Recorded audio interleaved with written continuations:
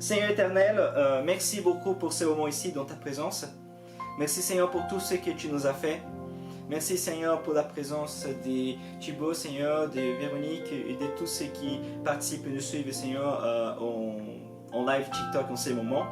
Seigneur éternel, que tu puisses parler au plus profond de notre âme, que tu puisses parler au plus profond de notre cœur et que nous puissions Seigneur être sensibles à tout ce que tu as à nous enseigner aujourd'hui pour la gloire et louange de ton nom. Amen. Donc, le thème aujourd'hui, c'est l'histoire du peuple de Dieu. Et j'ai pris en fait pour initiative de parler de la création déjà, donc le début, l'origine, parce que Dieu, pour donner au contexte de Dieu, il y a créé toutes les choses et du coup, le peuple de Dieu, il n'est pas, comment on dit, c'est pas, il est né comme ça. Il y a toute l'histoire, tout le développement jusqu'à arriver à nous. J'ai pas mis l'histoire d'Israël, j'ai pas mis l'histoire de l'Ancien Testament, choses comme ça. J'ai mis l'histoire du peuple de Dieu parce que dans ma conception et dans ma vision biblique et théologique, le peuple de Dieu, il y a un dans l'Ancien Testament, il y a un dans le Nouveau Testament. Que Dieu, il n'a pas deux peuples. Dieu, il n'a pas deux nations. Dieu a un seul peuple. Et qui commence, cette formation et cette construction, elle commence dans l'Ancien Testament, raison pour laquelle nous allons commencer même en Genèse, et qui elle va se développer tout au long de l'histoire. Elle va avoir une certaine particularité quand nous allons rentrer dans l'histoire d'Israël. Bon, ça va prendre encore quelques séances pour arriver jusqu'à là, mais et après, elle va avoir cette abrangeance dans le Nouveau Testament qui sera vers notre finition. Quand nous arrivons vers le Nouveau Testament, nous allons avoir cette finition. Je vais conclure quand même pour Apocalypse, mais dans la perspective de parler de l'histoire du peuple de Dieu, pas dans la perspective spéculative d'Apocalypse, c'est juste pour aussi préciser. Mais voilà, donc, voilà, ça va pas, mon but c'est pas prendre une éternité pour arriver jusque là, mais c'est quand même voilà, une séquence que je pense sera très important et très intéressant pour nous tous. Donc, je vais prendre la Bible et du coup nous allons lire Genèse chapitre 1. Genèse chapitre 1. Nous allons lire le chapitre 1 entier. Nous allons lire le chapitre 1 entier. Mais nous allons aujourd'hui pas parler de tout le chapitre 1. Nous allons pas parler de tout le chapitre 1. Nous allons parler plutôt sur les deux premiers versets. Au commencement, Dieu créa le ciel et la terre. La terre était en forme et vide. Il y avait des ténèbres à la surface de l'abîme, et l'Esprit de Dieu s'émouvait au-dessus des eaux. Dieu dit, que la lumière soit, et la lumière fut. Dieu vit que la lumière était bonne, et Dieu sépara la lumière d'avec les ténèbres. Dieu appela la lumière jour, et il appela les ténèbres nuit. Ainsi, il y a eu un soir, il y a eu un matin, ce fut les premiers jours. Dieu dit qu'il y ait une étendue entre les eaux pour les séparer les unes des autres. Dieu fit l'étendue et sépara ainsi l'eau qui est au-dessous de l'étendue de celle qui est au-dessus. Cela se passa ainsi. Dieu appela l'étendue ciel, il y eut un soir et il y eut un matin. Ce fut le deuxième jour. Dieu dit que les eaux qui sont au-dessous du ciel se rassemblent en un seul endroit et que le sec apparaisse. Et cela se passa ainsi. Dieu appela le sec terre et la masse des eaux mer. Dieu vit que c'était bon. Puis Dieu dit que la terre produise de la verdure, que de l'herbe à graines, des arbres fruitiers qui donnent du fruit selon leur espèce et qui contiennent leurs semences sur la terre. Et cela se passa ainsi. La terre produisit de la verdure, de l'herbe à graines selon son espèce et des arbres qui donnent du fruit et contiennent leurs semences selon leur espèce. Dieu vit que c'était bon. Il y eut un soir, il y eut un matin, ce fut le troisième jour. Dieu dit qu'il y ait des luminaires dans l'étendue du ciel pour séparer le jour d'avec la nuit, que ce soit des signes pour marquer les époques, les jours et les années, et qu'ils servent de luminaires dans l'étendue du ciel pour éclairer la terre. Et cela fut ainsi. Dieu fit les deux grands luminaires, le plus grand luminaire pour présider au jour, et le plus petit luminaire pour présider à la nuit. Il fit aussi les étoiles. Dieu les plaça dans l'étendue du ciel pour éclairer la terre, pour présider au jour et à la nuit, et pour séparer la lumière d'avec les ténèbres. Dieu vit que cela était bon. Ainsi, il y a eu un soir, et il y a eu un matin. Ce fut le 4e jour. Dieu dit que les eaux grouillent de bestioles vivantes et que l'oiseau vole au-dessus de la terre face au firmament du ciel. Dieu créa les grands monstres marins, tous les êtres vivants et remuants selon leur espèce, dont grouillèrent les eaux, et tout oiseau ailé selon son espèce. Dieu vit que cela était bon. Dieu les bénit, en disant « Soyez féconds et prolifiques, remplissez les eaux dans les mers, et que l'oiseau prolifère sur la terre. » Il y a eu un soir, il y a eu un matin, 5e jour. Dieu dit que la terre produise des animaux vivants selon leur espèce, du bétail, des reptiles et des animaux terrestres, selon leur espèce. Et cela fut ainsi. Dieu fit les animaux de la terre selon leur espèce, les bétails selon son espèce, et tous les reptiles de la terre selon leur espèce. Dieu vit que c'était bon. Bon, ici, voilà, j'arrête avant la création de l'homme. Bon, Genèse, il est un livre très intéressant parce qu'il commence en disant les principes créa Dieu les cieux et la terre. Ici, dans ma version, au commencement, Dieu créa le cieux et la terre. J'ai appris ces versets bibliques en hébreu qui dit comme ça. Bereshit, bara Elorin, veret rachamarin, vet haax. Évidemment, je prononce avec des accents, comme je parle français, je parle forcément avec l'accent. Mais c'est intéressant qu'il commence avec les verbes bara. Et pourquoi j'évoque cela? Parce que quand je vais créer par exemple, je sais pas, une statue, ou créer par exemple un cadre, ou créer par exemple, je sais pas, une chaise, je peux créer à partir de matériel, à partir de quelque chose qui existe. En hébreu, il existe deux verbes. Et les verbes ici choisis, c'était les verbes bara. Bara, c'est les verbes en disant créer de quelque chose qui n'existait pas. C'est pour ça que la particularité. En latin, on dit ex nihilo. C'est-à-dire, voilà, créer de quelque chose que, voilà, n'a pas d'existence. Donc, Dieu n'a pas forcément... Il y avait des matières déjà dans l'univers qui flottaient et qui étaient à droite, à gauche. Non, Dieu... Au début, au commencement, il va créer toutes choses. Donc, ça veut dire que s'il existe l'existence, c'est parce que Dieu l'a créé.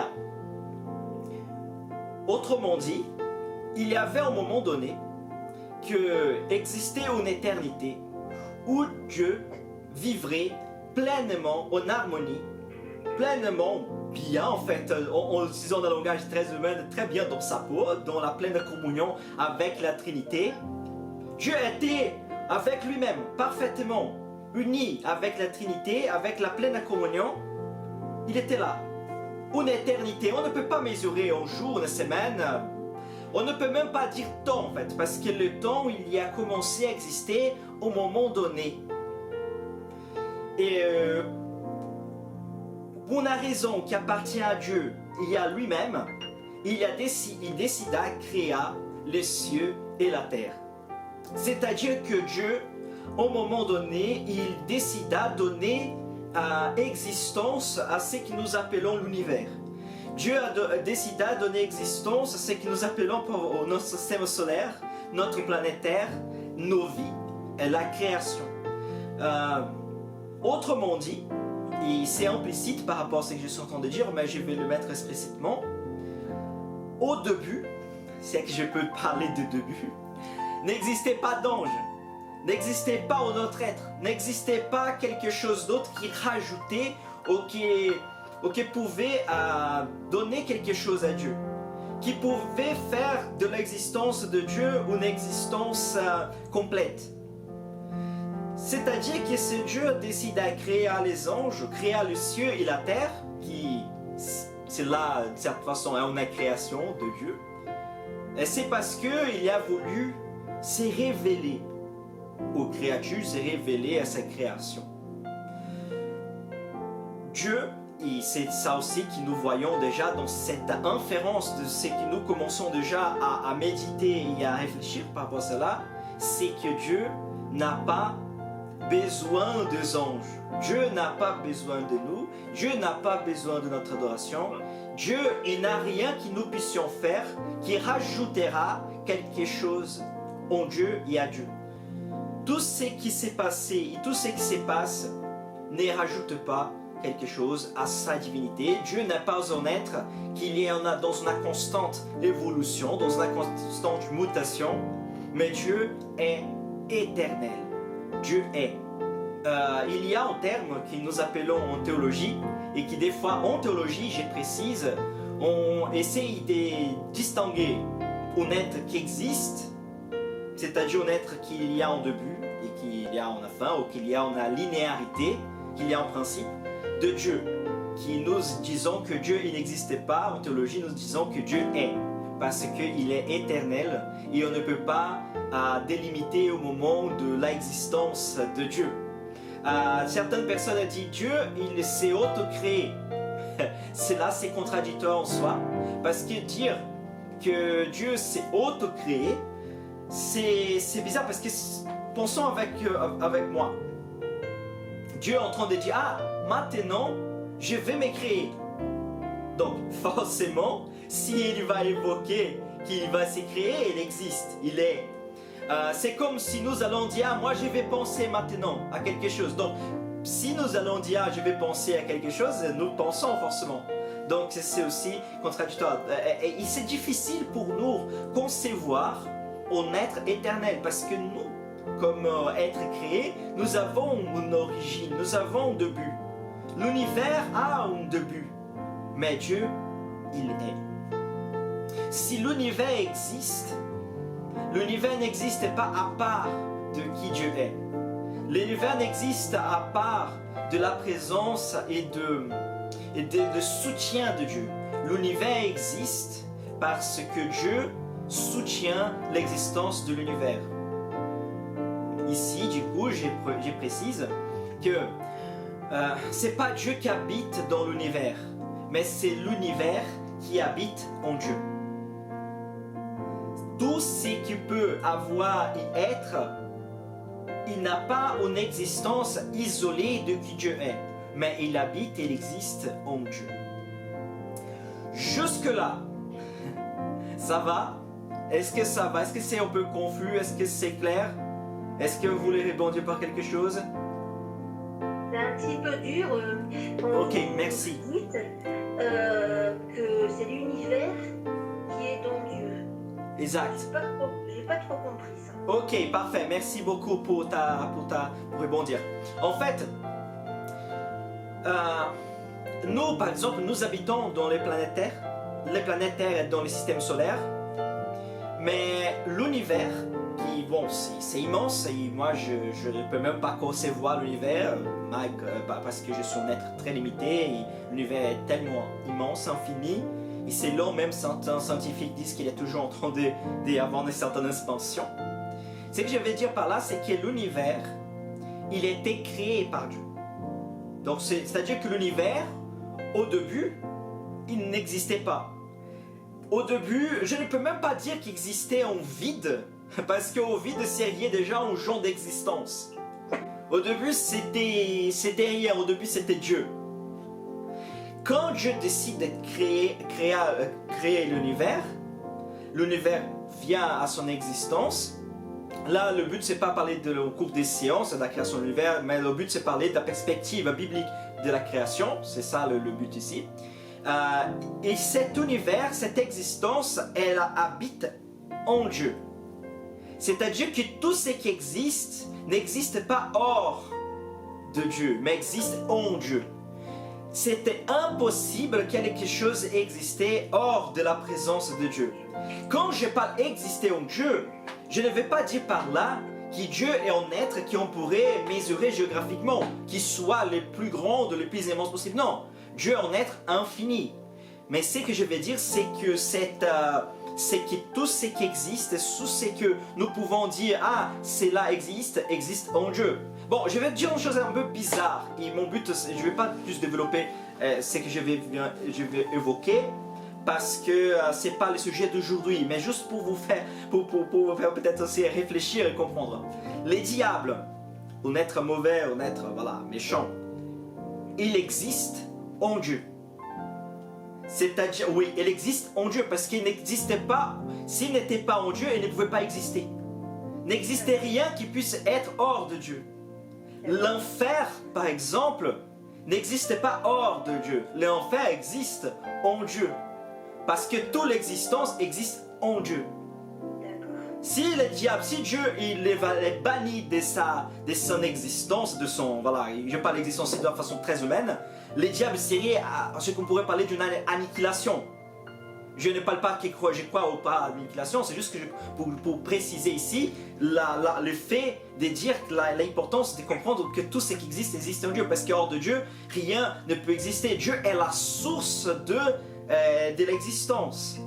Dieu est c'est un genre de fontaine, si je pourrais dire, un genre de ressources en fait qui peut donner base à quoi que ce soit puisse exister. Voilà. Est-ce que j'ai réussi à répondre à ta question? Oui, ça va, très bien, merci. Ok. Thibaut, tu voulais répondre sur quelque chose? Oui, moi je voulais dire par rapport à ça, avant le commencement, parce que Dieu il était là avant le commencement, et du coup on peut dire que tout est dans le cœur à Dieu en fait, tout se trouve dans le cœur à Dieu, en fait c'est Dieu qui a décidé de faire ça, de créer ça, tout est en lui. Et c'est pas Dieu qui est sur la chose ou quoi, c'est la chose qui est en lui, en Dieu. Et ce qui est magnifique dans tout ça, c'est que je ne sais pas c'est quel mot, si c'est le mot commencement ou le mot créer avec la traduction du mot bara, ouais. Mais créer quelque chose sans rien avoir, sans matériaux, c'est ça la force puissante de Dieu, quoi. Tout à fait, tout à fait. Merci beaucoup pour ton commentaire, Thibaut, parce que c'était très bien et ça montre bien que tu as bien suivi aussi ce que nous sommes en train de dire et que tu as fait de la bonne connexion aussi.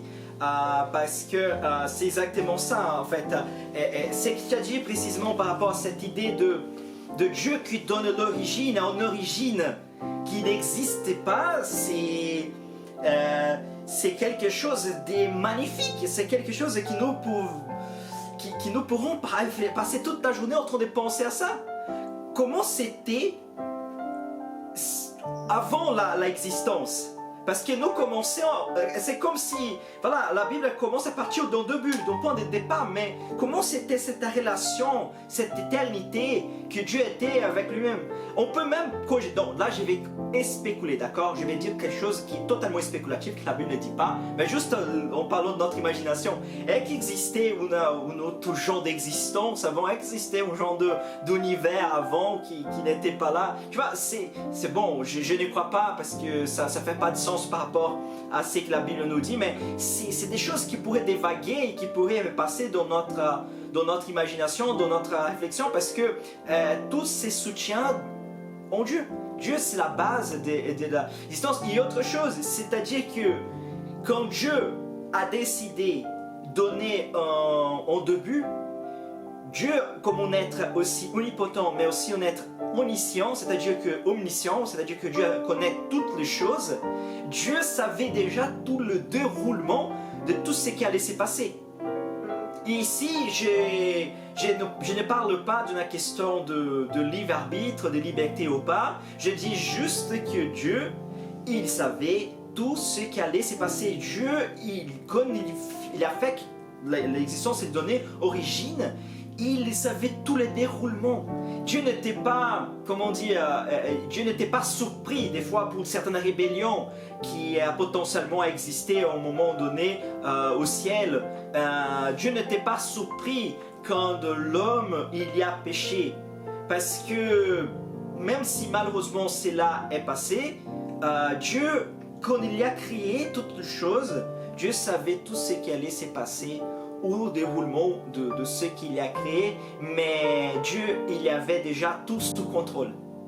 Et ça, c'est déjà quelque chose qui pourrait nous impacter, parce que ça veut dire que Dieu a le contrôle de tout dans une perspective macro, parce que Dieu, voilà, dans un macro, dans tout l'univers, Dieu contrôle toutes les choses, et Dieu sait que tout est dans sa main, qu'il y a les pouvoirs, il tient, voilà, la pleine domination sur tout, mais aussi ça veut dire que dans notre vie, dans les micros, dans notre vie, dans notre relation avec lui, dans nos problèmes quotidiens, même si tout n'est pas dans notre contrôle, même si les choses, si les circonstances nous dépassent et qu'ils n'arrivons pas à gérer, qu'ils n'arrivons pas à maîtriser, Dieu aussi a tout sous contrôle. Par exemple, on peut dire, Seigneur, je n'arrive pas à gérer, je n'arrive pas à m'en sortir, je n'arrive pas à trouver une solution.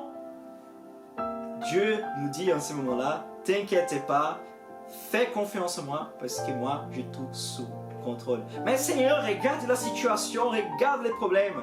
Et là, c'est une phrase très cliché, mais que je pense qu'elle est quand même vraie. C'est les moments que nous devrions arrêter de montrer notre problème à Dieu. Comment grand en fait est notre problème à Dieu, mais montrer comme notre Dieu est grand pour nos problèmes, pour nos difficultés, pour tous nos défis que nous passons au quotidien. Notre Dieu est le Dieu créateur. C'est-à-dire que Dieu pour faire un miracle, Dieu pour nous aider, Dieu pour nous guider, c'est facile. C'est pas difficile pour Dieu. C'est juste une question que si Dieu ne nous a pas fait un miracle, si Dieu n'a pas fait quelque chose dans notre vie, si Dieu des fois n'a pas à nous donner encore une réponse, c'est parce que il veut travailler encore dans notre vie, il veut encore nous amener à une certaine maturité. Donc c'est pour ça des fois que nous passons pour des moments difficiles, pour des problèmes, parce que nous avons besoin en fait de connaître et de savoir qui Dieu est à chaque jour, à chaque instant, d'une manière plus intense et d'une manière plus forte. Ok, jusque là, ça va? Est-ce que vous voulez répondre quelque chose? Oui, pour un peu voir la difficulté à savoir et à comprendre l'avant, c'est que nous, tout ce que nous connaissons, c'est grâce à Dieu.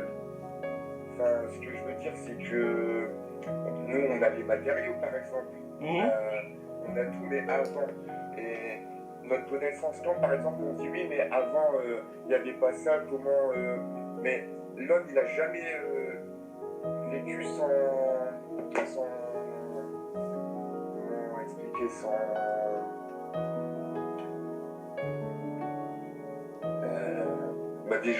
des choses qui existaient déjà sur Terre.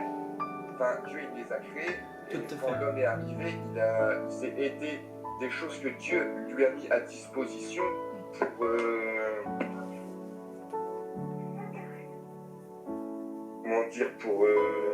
pour les aider aussi. Mais avant, nous, on ne voyait pas tout ça en fait. Tout à fait, ouais. On n'est pas encore là. Et en fait, on peut se dire aussi, il y a peut-être des choses qui ont été créées par Dieu avant nous-mêmes. Donc comment savoir la connaissance d'avant alors que nous n'en étions même pas là? Et quand tout à l'heure tu as dit on va prier par exemple quand ça ne va pas dans notre vie, tout ça, et ben même les péchés de Dieu il sait tout, et même ceux de demain, et Dieu a dit ce que vous m'avez demandé, croyez que vous l'avez déjà reçu. Car Amen. lui sait qu'il va te donner par la suite. C'est ton futur, c'est que demain tu seras peut-être mieux dans ta vie. Tout à fait. Ouais. Si tu me permets, je vais dire quelque chose et que tu m'as donné l'opportunité aussi d'en parler, même si c'est pas strictement lié à ce que nous allons parler aujourd'hui, mais comme je parle aussi de ce Dieu créateur, de ce Dieu qui est omniscient et qui ce Dieu qui a tout sous contrôle et qui rien échappe dans son projet éternel. Quand nous parlons par exemple des prophéties, là j'ai fait une parenthèse, mais qui s'est connecté aussi par rapport à ce que nous disons d'une certaine façon.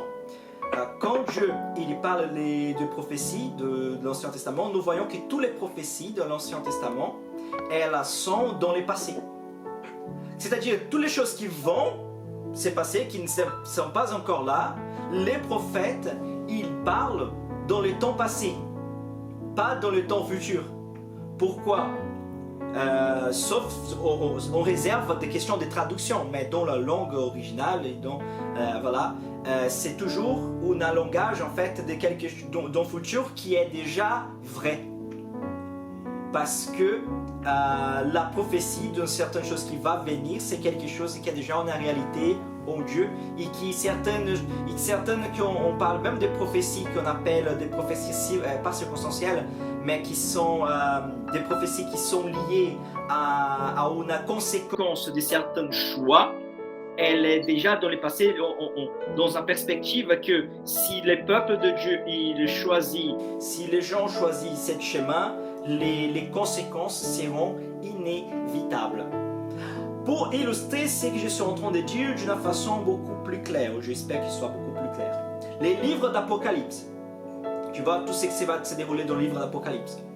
On pourrait, par rapport à ce que j'ai dit, on pourrait par exemple frustrer les livres d'Apocalypse. Si cela était possible, on pourrait frustrer. C'est-à-dire que si l'humanité tout entière disait, en fait, finalement, nous allons tous adorer Dieu, nous allons tous nous repentir de nos péchés et nous allons tous vivre en pleine communion avec Jésus. On va laisser leurs péchés, on va laisser leur indifférence, on va pardonner les uns les autres, on va s'aimer mutuellement, on va résoudre le problème de la guerre, le problème de la faim, et on va tous serrer les coudres et on ne va pas avoir des inégalités dans notre monde. Voilà, donc les livres de l'Apocalypse et toutes les prophéties du retour de Christ, et toute cette prophétie de ce jugement qui allait se passer n'aurait aucun lieu d'être. Nous sommes bien d'accord, parce que c'est une question logique. Mais exactement et malheureusement, parce que Dieu sait que l'humanité, elle est toujours perverse, et elle est toujours pécheuse, et qu'elle aime plus les péchés qui vivent en sainteté, elle aime plutôt les péchés, les gens aiment plutôt eux-mêmes qu'à l'autre, ils sont plutôt égoïstes, tu vas penser plus d'abord à eux qu'à l'autre, que le monde il va prendre à chaque instant une certaine tournure, une certaine direction qui amènera forcément à un moment donné le retour de Christ en jugement en fait, où tous les êtres humains vont en fait rendre compte à Dieu de tout ce qu'ils ont fait. Donc tout ça pour prendre ces points que Thibaut a évoqués et qui s'est lié dans notre méditation, notre étude biblique aujourd'hui, c'est que quand Dieu créa, Dieu avait tout sous contrôle. Et Dieu savait exactement ce qu'il était en train d'aboutir. Dieu n'est pas dit en fait, je vais créer les choses et je vais voir qu'est-ce que ça donne ici. Je vais créer et voilà, au fur et à mesure, les choses vont se dérouler. Non. Dieu avait tout sous contrôle et Dieu, il maîtrisait toujours la situation. Cela nous rassure, cela doit nous rassurer. Et cela nous montre aussi la puissance, la grandeur de notre Dieu qui est un Dieu d'amour. Et que si aujourd'hui nous avons l'opportunité de se connaître, de faire connaissance, de pouvoir discuter, de pouvoir interagir, c'est parce que Dieu a décidé à un moment donné nous créer. Si nous existons, je répète, c'est parce que Dieu à un moment donné nous a donné les privilèges de pouvoir voir en fait et toucher l'existence. Sinon, c'était impossible. Quelle est notre mémoire avant notre naissance? Quelle est notre mémoire avant que nous étions là? Ça n'existait pas parce que on n'était pas là. Tu vois? Nous n'avons pas de douleurs, nous n'avons pas de souffrances, nous n'avons pas de joie parce qu'on n'était pas là. On était dans le projet de Dieu, mais temporalement, on n'était pas là. Donc, c'est-à-dire que si nous avons je vais dire de façon peut-être un peu bizarre, mais si nous avons le privilège de la souffrance, nous avons le privilège de la joie, c'est parce que Dieu nous a donné cette possibilité de pouvoir toucher et de pouvoir avoir une certaine expérience existentielle qui avant c'était pas du tout possible. Ok? On n'aurait jamais venu à l'existence sans la décision de Dieu. Autrement dit, personne est fruit de hasard. Personne n'est fruit de hasard. Hein? Du hasard, merci. Personne n'est fruit du hasard. Si nous sommes ici, c'est parce que Dieu a décidé de nous donner les privilèges d'exister. Les Écritures, elle est là pour révéler Dieu à nous. Elle est là pour parler de Dieu. Nous ici, nous n'avons pas une conception, nous n'arrivons pas à concevoir qui Dieu est. Bon, je parle ça dans la perspective humaine, parce qu'on ne peut jamais concevoir qui Dieu est dans l'absolu, évidemment. Mais on ne va pas comprendre en fait les suites, le déroulement de l'histoire. On ne comprendra même pas les problèmes du péché. Parce que si Dieu dit en existant, on offense Dieu, mais c'est pas grave. Non, mais quand nous comprenons qui Dieu est, un Dieu qui est vraiment plein d'amour, un Dieu qui nous a donné les privilèges de l'existence, et nous voyons par exemple nos offenses vers lui, là on pourrait réfléchir quand même, tu vois, et dire Seigneur, voilà, désolé, pardon parce que je suis un pécheur. Tu vois, c'est comme, désolé pour la comparaison, c'est comme un enfant dit à son père, à sa mère, disant moi je n'ai pas demandé d'exister. Tu vois, c'est comme nous, des fois, avec nos péchés, avec nos rébellions contre Dieu, en disant Seigneur, mais je n'ai pas demandé d'être créé. Tu vois, ça c'est vraiment une ingratitude totale parce que Dieu, il nous a conçus en fait dans l'amour. Même si des fois nous sommes ingrats, ça peut nous arriver à tous, même si nous qui sommes chrétiens, même si des fois nous avons voilà, des comportements qui ne correspondent pas aux valeurs que Dieu attend de nous. Mais en tout cas, que nous puissions comprendre en fait, comme c'est grave, des fois, le problème du péché, comme le péché, c'est un vrai problème. Et que c'est un vrai dilemme qui nous amène à une certaine inamitié entre nous et Dieu. C'est pour ça que je demande en fait, voilà, si tout ça va, si tout est clair, pour que nous soyons bien dans une bonne base. Ok. Là, du coup, j'avance. Je vais faire un point très important ici, qui c'est un argument très connu dans la apologétique, c'est-à-dire que il existe une branche en fait de théologie, je vais appeler théologie, la philosophie chrétienne, qui c'est l'apologétique, c'est-à-dire défendre Dieu. C'est le mot apologétique déjà, c'est le mot défendre, et qui du coup on cherche à prouver, pas nécessairement prouver Dieu, mais donner des arguments qui puissent faire les gens réfléchir qu'il existe un Dieu à la place des rien. Par exemple, quand nous voyons par exemple des débats entre des athées et entre des créationnistes, entre des gens qui croient des théistes et athéistes, nous voyons des fois beaucoup des arguments qui sont liés à l'apologétique. Il y a des arguments, c'est très connu, c'est par rapport au sauvage que trouve la montre. Je ne sais pas si vous avez déjà entendu cette illustration. C'est-à-dire qu'un monsieur, par exemple, voilà, supposons qu'un homme sauvage, il trouve une montre. Voilà, comme... bon, celle-ci, c'est très moderne. Hein? C'est pas aussi horloge déjà, c'est même pas une montre, mais bon. Et il donne l'heure, tout ça, mais on suppose qu'il prend une montre, voilà, qui donne les heures précises. Donc, les sauvages, ils pourraient se demander, est-ce que cette montre, c'était toutes des pièces qui s'est mises par hasard et qui s'est rajoutée, voilà, comme ça, pour des forces que j'ignore et que du coup, par une circonstance vraiment liée à des relations que je ne peux pas expliquer, mais qui c'est juste le hasard, elle donne des heures précises. Ou sinon, il va voir la montre, il va dire forcément, s'il existe cette précision, s'il existe tous ces mécanismes, c'est parce que existe un créateur, c'est parce qu'il existe quelqu'un qui a conçu cette montre. Voilà. Donc c'est un argument en fait dans l'apologétique pour parler de l'existence de Dieu en disant regarde l'univers. Si vous êtes à même de comprendre qu'une montre c'était une intelligence derrière elle pour créer, pourquoi tu dis que l'univers c'était le fruit de hasard?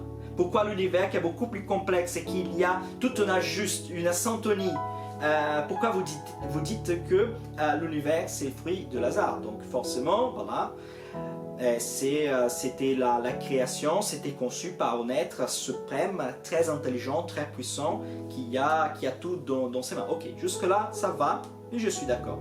Mais les problèmes, il y a une grande limitation parce que, en prenant ces sauvages qui a trouvé la montre, il ne peut pas dire ah, je connais les créateurs de la montre. C'est-à-dire les sauvages, il peut inférer qu'il existe un être intelligent, qu'il existe un créateur, qu'il existe quelqu'un qui a décidé de le faire, mais il ne peut pas dire qui est cette personne, si elle est bonne, si elle n'est pas bonne, si elle est gentille, si elle n'est pas gentille, si elle veut avoir une interaction avec lui ou pas. Donc si les créateurs de la montre ne viennent pas à se révéler et à chercher une interaction avec celui qui a trouvé la montre, il ne pourra jamais connaître et savoir plus d'informations par rapport à celui qui a créé la montre. Pourquoi je dis cela? Pas pour parler des montres évidemment, mais pour parler de Dieu, les créateurs. Si nous connaissons Dieu et si nous pouvons connaître Dieu en certains aspects, de certaines caractéristiques de Dieu, c'est parce que il a décidé de se révéler à nous. Autrement dit, si Dieu n'avait pas décidé de se révéler à nous, on n'aurait pu jamais connaître qui Dieu est. On n'aurait pu jamais pouvoir avoir une relation, une interaction avec lui. Donc, c'est Dieu qui se révèle à nous et c'est Dieu qui nous fait connaître, qui se fait connaître à nous. Donc, si nous pouvons avoir une relation avec Dieu, c'est grâce à sa révélation, c'est grâce à cette manifestation, c'est grâce au fait que Dieu s'est fait connaître. Et si Dieu s'est fait connaître, c'est parce qu'il cherche à avoir une relation, une interaction avec nous. Et ça, c'est un point, je pense, très important. Et c'est le point de départ. Autrement dit, Dieu, il est l'initiative de la création. Dieu est l'initiative de la relation. Dieu est celui qui donne les premiers pas. Et Dieu ne nous a pas créés parce que Dieu est un Dieu mesquin, au contraire, parce que Dieu est un Dieu d'amour. Et que Dieu, il n'a pas voulu fonder des serviteurs qui vont l'adorer pour dire « Ah, comment je suis grand, comme je suis grand, comme je suis parfait, comme je suis majestueux. » Oui, c'est vrai, il est grand, il est parfait, il est majestueux. Mais ce que Dieu veut avec sa création, c'est une relation. C'est s'approcher, c'est avoir une interaction. C'est ça que Dieu a voulu. Même si nous adorons Dieu, même si nous sommes ses enfants, eux aussi ses serviteurs, mais ce que Dieu il veut, c'est avoir cette interaction, cette relation, cette communion avec nous. Donc ce que là c'est bon? Oui. Tu vois, je pense à quelque Et chose. Hugo, justement, on peut dire aussi, imaginons qu'une personne, elle ramasse la montre, par exemple. Elle voit une montre par terre, elle la ramasse. Elle va se dire, oui, c'est que du matériel hasard, mais peut-être qu'il va être fasciné par la montre, et grâce à Dieu, il aura la connaissance pour pouvoir construire cette montre. Tu en penses quoi? C'est-à-dire que tu parles de la question de l'intelligence en fait, Non, pas vraiment.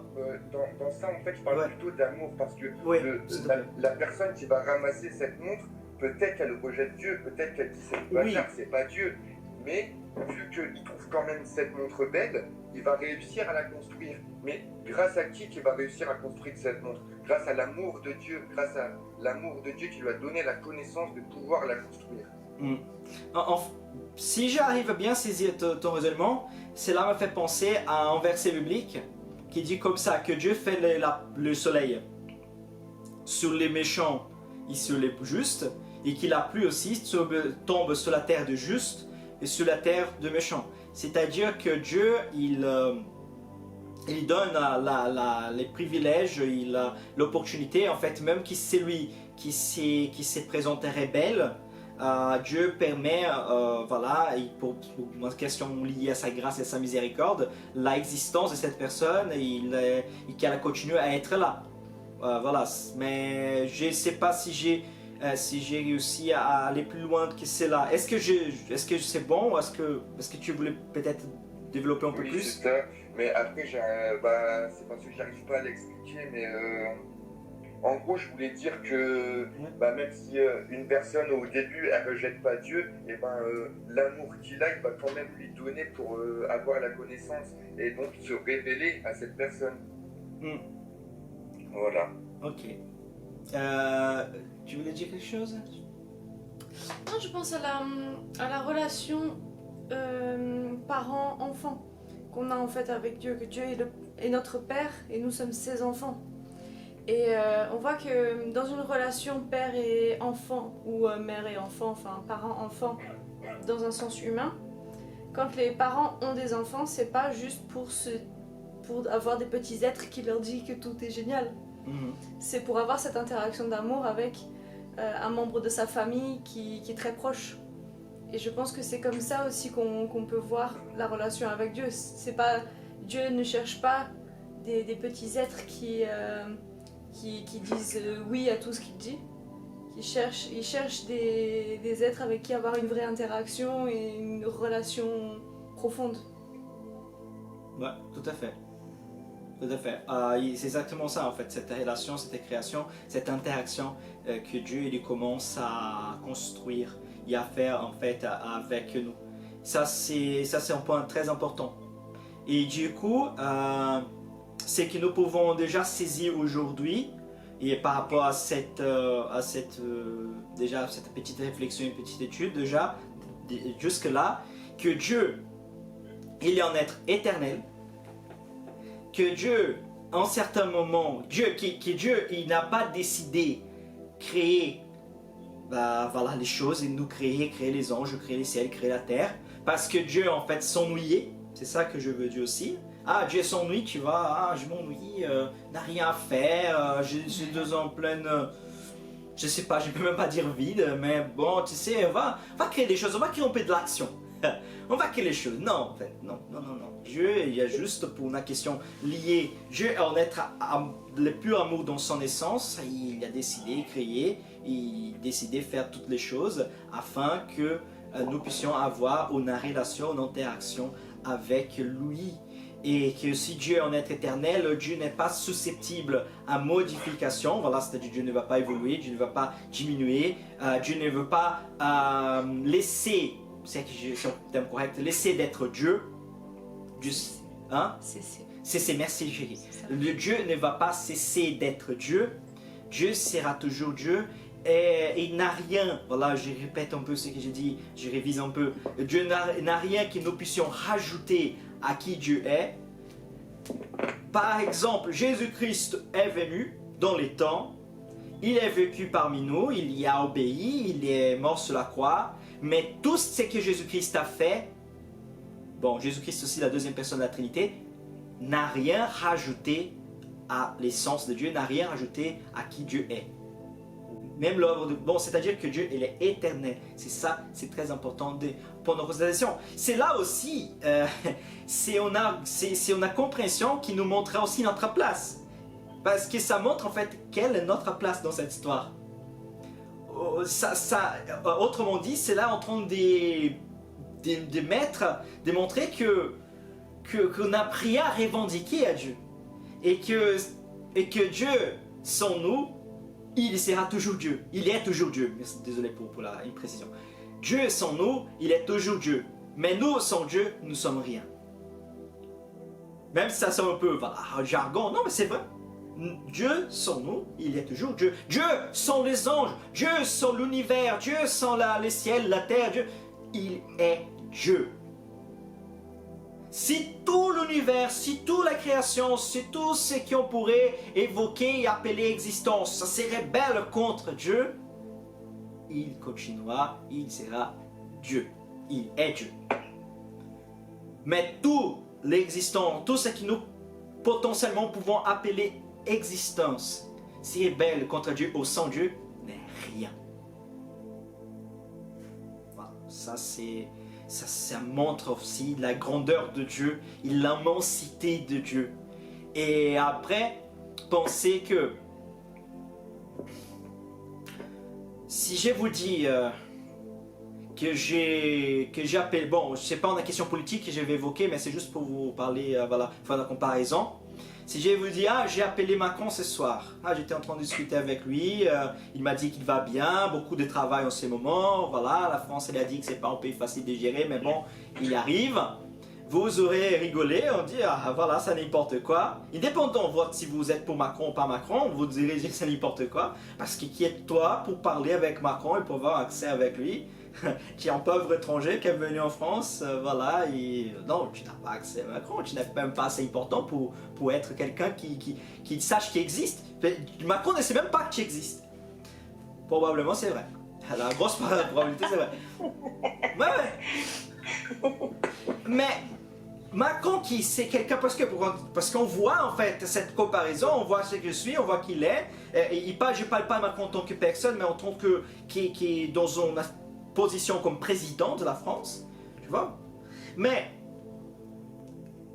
Dieu, il est beaucoup plus grand que Macron, il est beaucoup plus puissant que Macron, il est, voilà, et nous sommes connus de Dieu.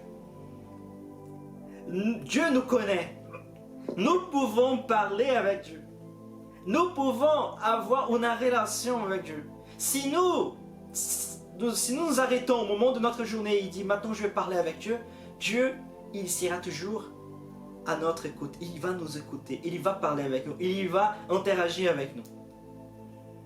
C'est-à-dire que la limitation entre notre relation aujourd'hui en Christ et Jésus, la limitation entre notre relation avec Dieu, c'est nous-mêmes. C'est notre cœur, c'est nous qui nous bridons nous-mêmes, parce que Dieu, il est toujours prêt à discuter, Dieu est toujours prêt à l'interaction, Dieu est toujours prêt à pouvoir être à table avec nous. Et c'est là, ça nous devrait nous étonner, parce que Dieu est aussi grand, aussi puissant, qui soutient tout l'univers, être aussi accessible à quelqu'un comme nous, ça nous devrait vraiment aussi nous impressionner, nous choquer. Pour certaines religions, ils vont trouver que ce que nous disons est absurde, parce qu'ils vont dire qu'ils vont concevoir en Dieu, une divinité, ils disent mais la divinité ne va jamais perdre de temps avec un mortel. La divinité a plein de soucis, il y a plein de choses, voilà, ça j'ai pas d'autres religions évidemment. Et du coup ils vont dire mais c'est Dieu fou, tu dis n'importe quoi, comment tu peux parler avec Dieu, comment tu peux avoir une relation avec Dieu, qui es-tu pour... Et dans la vision biblique, dans la vision du christianisme, ce que nous apprenons au long des Écritures, c'est que c'est Dieu créateur, c'est Dieu qui soutient l'univers avec sa main, avec sa puissance. Il veut avoir une relation avec nous, il est toujours accessible, on peut toujours avoir un contact avec lui. Il nous a créés en fait d'ailleurs pour avoir cette interaction avec nous. Et pour cela, j'aimerais lire les textes, la partie du texte que je parle encore du chapitre 1, qui c'est du verset 26 au verset 31 en Genèse, qui dit comme ça. Puis Dieu dit, faisons l'homme à notre image selon notre ressemblance, et qu'il domine sur les poissons de la mer, sur les oiseaux du ciel, sur les bétails, sur toute la terre, et sur tous les reptiles qui rampent sur la terre. Dieu créa l'homme à son image, il les créa à l'image de Dieu. Il les créa l'homme et la femme. Dieu les bénit et Dieu leur dit, soyez féconds, multipliez, remplissez la terre, et assujettissez-la, et dominer sur les poissons de la mer, sur les oiseaux du ciel et sur tout animal qui s'émet sur la terre. Et Dieu dit, voici, je vous donne toute herbe portant de la sémence et qui est à la surface de toute la terre. Et tout arbre ayant en lui du fruit d'arbre et portant de la sémence. Ce sera votre nourriture. Et à tout animal de la terre, à tout oiseau du ciel, et à tout ce qui s'émet sur la terre, ayant en soi un souffle de vie. Je donne toute herbe verte pour nourriture. Et cela fut ainsi. Dieu vit tout ce qu'il avait fait, et voici, c'était très bon. Ainsi, il a eu un soir, il y a eu un matin, ce fut le 6e jour.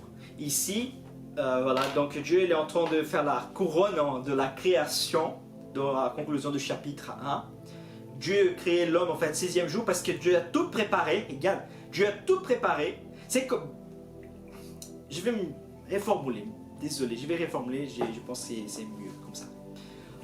Les parents, des fois, quand ils vont avoir un enfant, c'est normal que les parents ils commencent à préparer les choses. Donc il achète les berceaux, il prépare la chambre, il prépare voilà, les ressources, des vêtements. Il y a un projet en fait, ils essayent au minimum, en général hein, ils se préparent au minimum pour recevoir l'enfant qui va venir. Et ici, d'une façon assez semblable, ça montre aussi que Dieu a tout préparé, Dieu a tout créé, Dieu a tout fait dans ces contextes ici de Genèse, je précise, pour mettre l'homme en fait dans la couronne de la création, comme l'être qui va gérer, dans un langage plus moderne, dans le CEO de la terre, c'est là qui va gérer, qui va avoir toutes les responsabilités. Donc c'est à l'homme de préserver, c'est à l'homme de protéger, c'est à l'homme de s'en occuper du planète. Et voilà, je pourrais même, bon, je vais dire de planète, ce sera plus simple. Donc c'est à l'homme, l'homme avait cette responsabilité et aussi l'homme avait cet accès, cette relation avec Dieu. Dieu avait une interaction avec lui. Dieu créa l'homme à son image et ressemblance pour aussi avoir cet aspect de communion. Voilà, c'est... Bon, aujourd'hui, nous pouvons parler avec un poisson, nous pouvons parler avec un chien, nous pouvons parler avec un oiseau. Voilà, c'est tout à fait normal. Mais en fait, on ne peut pas avoir une interaction, on ne peut pas avoir un dialogue. Je ne peux pas dire, ah, qui sait, aujourd'hui, j'ai dialogué avec mon chien. Bon, je n'ai pas de chien, mais un exemple. Hein. J'ai dialogué avec mon chien et mon chien m'a donné des conseils très intéressants. Vous serez étonnés. Hein. Non, vous aurez dit que je suis fou. Parce qu'en fait, les chiens ne peuvent pas discuter avec moi. Je pourrais avoir une interaction, je pourrais avoir une relation avec lui, voilà. Mais voilà, on ne peut pas avoir une argumentation, on ne peut pas avoir un échange. C'est pas possible. Donc c'est là, c'est que nous voyons aussi, nous pouvons avoir une relation, nous pouvons avoir une interaction avec Dieu. Évidemment, bien clair que nous ne pouvons rien rajouter, donner aucun conseil à Dieu, mais nous pouvons avoir une communion, une relation avec lui, une interaction avec lui. Et c'était ça les projets de Dieu, et c'était ça le début de la formation que Dieu avait en créant son peuple. Voilà. Donc ça c'est le début, ça c'est les commencements, ça c'est les points de départ de la formation du peuple de Dieu. Et là je parle du peuple de Dieu parce que voilà, au début Dieu créa l'homme et la femme, mais évidemment il y avait toute la création et toute la multiplication voilà, qui s'est faite au fur et à mesure de l'histoire. Et à partir de cela, nous allons voir comme cela s'est déroulé, et le déroulement de cette création, le déroulement de toute cette construction. Donc la prochaine étude par rapport à ce thème sera le 4e samedi du mois de juin et qui s'appellera voilà, l'histoire du peuple de Dieu, l'arbre de la vie. Donc je vous tiendrai au courant par rapport à cela. Donc nous arrivons à la fin. Seigneur Jésus, je te remercie pour ces moments ici avec Véronique. Seigneur, tu m'as donné l'opportunité, tu nous as donné l'opportunité de faire connaissance avec mon frère Thibaut, Seigneur. Seigneur éternel, que tu puisses nous bénir et que tu puisses parler au plus profond de notre être, de notre cœur, que tu puisses parler au plus profond, Seigneur, de nos frères et sœurs qui nous a suivis sur TikTok aussi, Seigneur, qui a interagi avec nous. Seigneur éternel, que tu puisses parler au plus profond de notre âme, de notre cœur. Et merci Seigneur pour tout ce que tu as fait dans notre vie. Merci Seigneur pour tout ce que tu nous as donné les privilèges de faire connaissance. Que nous puissions grandir Seigneur dans ta parole, dans ta présence, pour la gloire et louange de ton nom. Amen. Cette vidéo et cette étude biblique étaient pertinentes pour toi. Donc je t'invite à s'abonner à notre chaîne YouTube, activer la cloche afin de recevoir les notifications et aussi laisser ton like afin de nous encourager pour continuer à produire plus de contenu pour servir les royaumes de Dieu. Que Dieu te bénisse et à la prochaine vidéo.